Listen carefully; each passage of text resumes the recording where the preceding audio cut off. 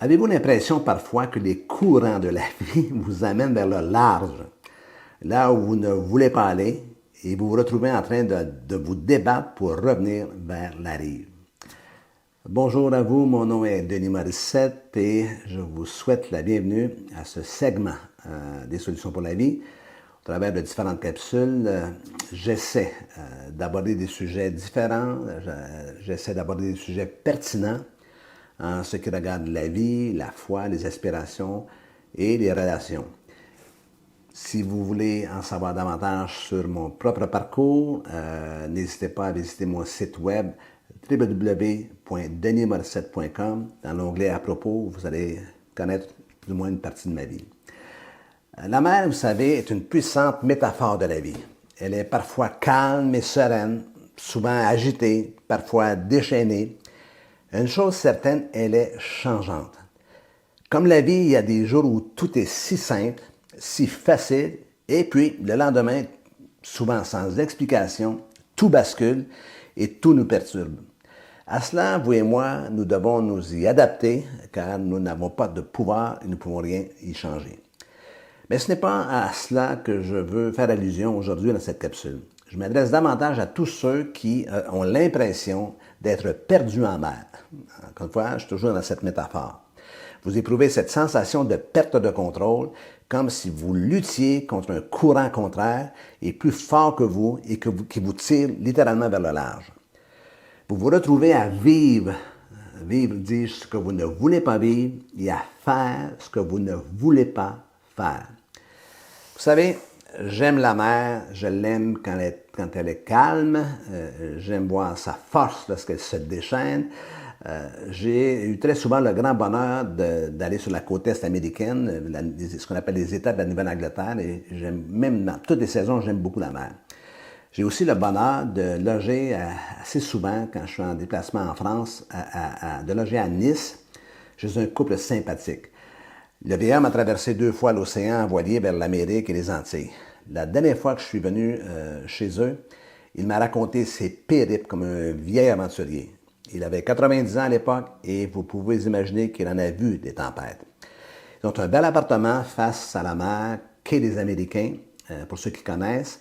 Et lorsque je suis là, le matin, je prends mon petit déjeuner en regardant la Méditerranée, la Grande Bleue.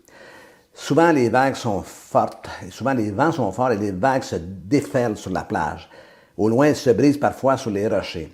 De mon côté, vous savez, j'ai passé de longues minutes à écouter ce vieux gaillard raconter des pans de sa vie, sa famille, ses expériences et ses épreuves. Il est décédé maintenant, mais il a été actif jusqu'à la fin. Il est la représentation vivante de quelqu'un qui a bien vécu et qui a terminé son parcours avec sérénité. Le pessimiste se plaint du vent. L'optimiste espère qu'il va changer. Mais le réaliste ajuste ses voiles en conséquence. La vie est comme la mer, je le répète encore. Il est facile de dériver sans nous en rendre compte. Les gens se réveillent à 40 ans, à 50 ans et parfois plus tard et réalisent que leur vie n'a pas été ce qu'elle aurait dû être. Leur mariage bat de l'aile, leur travail ne les satisfait plus, leur vie spirituelle est au plus bas et le temps a passé, et le temps a passé. Qui blâmer? La vie? Dieu? Les gens? Sûrement pas. Par contre, dans ces moments, il est temps de s'arrêter et de faire le point afin de découvrir ce qui nous amène à cet état-là, ou ce qui nous a amené jusque-là, jusqu'où nous sommes en ce moment, ou jusqu'où vous êtes en ce moment, je devrais dire. Donc, les gens dérivent dans la vie, premièrement quand ils sont préoccupés. Les préoccupations, les imprévus, les difficultés ont vite fait de monopoliser notre attention et de nous détourner de nos buts. L'énergie qu'on déploie à tenter de régler tout ce qui survient chaque jour nous fait perdre de vue nos priorités, nous fait perdre le cap. Faire du vélo, vous savez, la tête dans le guidon nous empêche de regarder en avant. Et c'est dangereux, croyez-moi. En est de même de la conduite de notre vie. Tant et tant de fois, j'ai vu des gens absorbés par les petits détails de la vie comme les problèmes relationnels, les médisances, les comportements, les incompréhensions, parfois les jugements. Vous savez, le futile de toutes ces choses non essentielles et ce qui les amène à perdre du temps précieux. En second lieu, la vie des gens part en dérive quand ils sont dépassés. L'avancement de la technologie avait, rappelez-vous, pour promesse de nous simplifier la vie et de nous permettre de gagner du temps. La réalité est que nous avons effectivement gagné du temps, mais l'effet pervers est que maintenant, nous travaillons davantage dans ce même laps de temps. Nous concentrons sur beaucoup plus de tâches avec le nouveau temps qui a été littéralement ajouté, si je peux prendre cette expression, à notre vie. Souvenez-vous du bon vieux temps où vous receviez du courrier papier. Vous savez, avant l'avènement des emails ou des courriels. À cette époque, vous n'envoyiez jamais et ne receviez jamais autant de courriers que ce que vous recevez actuellement.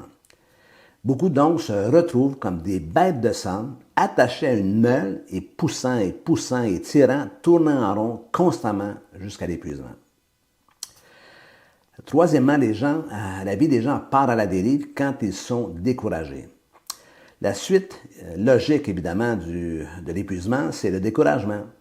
Le découragement est à la vie ce que la fatigue est à celui qui nage. À un certain moment, nous baissons les bras, cessons de nager, nous laissant ainsi dériver au gré des courants. En nous relâchant ainsi, nous partons inévitablement dans une autre direction. Quand nous n'avons plus la force de continuer, la vie ne nous attend pas, jusqu'au moment où nous retrouvons nos forces, notre énergie. La vie continue malgré nous. La vie des gens part à la dérive quand ils sont déçus. Il est impossible, bien sûr, de ne pas être déçu tout au long de la vie. Les gens nous déçoivent et parfois on se déçoit même soi-même. La réaction habituelle à la déception est de se désengager.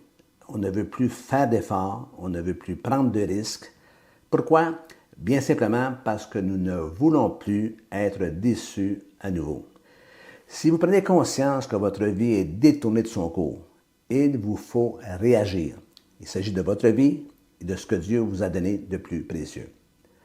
Réfléchissons quelques instants à ce texte. Combat le bon combat, de la foi, saisis la vie éternelle à laquelle tu as été appelé et pour laquelle tu as fait une belle confession en présence d'un grand nombre de témoins. Dans le texte que je viens de vous citer, l'apôtre Paul encourage Timothée, sa jeune recrue, à saisir la vie que Dieu lui offre. Le mot « vie éternelle » que nous retrouvons dans le Nouveau Testament est le terme grec « zoé ». Cette question de vie, zoé, c'est un de mes thèmes de prédilection. Et ce thème zoé met en perspective deux axes. L'axe, premièrement, de l'espérance, qui met l'emphase sur l'éternité, la vie éternelle. Et cela est représenté par Jean 3,16. Dieu a tant aimé le monde qu'il a donné son Fils unique afin que quiconque croit en lui ne périsse point, mais qu'ils aient la vie éternelle. Donc, c'est l'au-delà.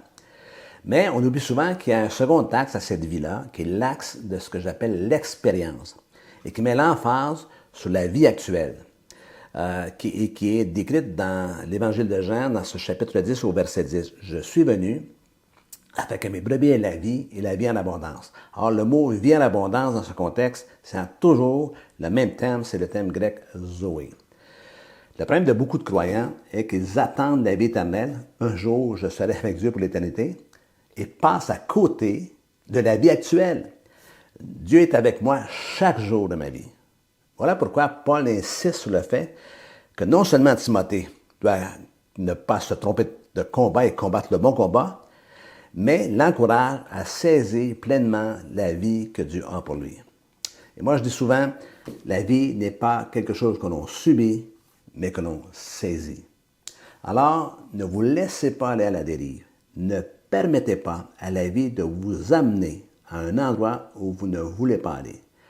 Ressaisissez-vous, c'est mon conseil, et prenez votre vie en main. Saisissez aussi ce plan merveilleux que Dieu a pour vous, qu'il a pour chacun de nous aussi, évidemment.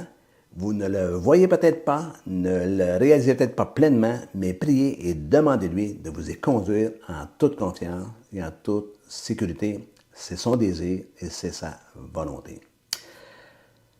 Si vous avez aimé cette capsule, n'hésitez pas à vous abonner si ce n'est déjà fait et surtout n'hésitez pas, comme je le mentionne à chaque fois, à partager à vos amis. Un petit pouce en l'air ainsi qu'un commentaire pertinent sont toujours fort appréciés. Si vous avez des sujets que vous aimeriez voir abordés, vous aimeriez que je traite, allez de ce pas sur mon site web www.denismorissette.com et sous l'onglet Contact, vous pouvez m'écrire un mot. Quant à moi, je vous souhaite une très bonne semaine et je vous dis à la prochaine.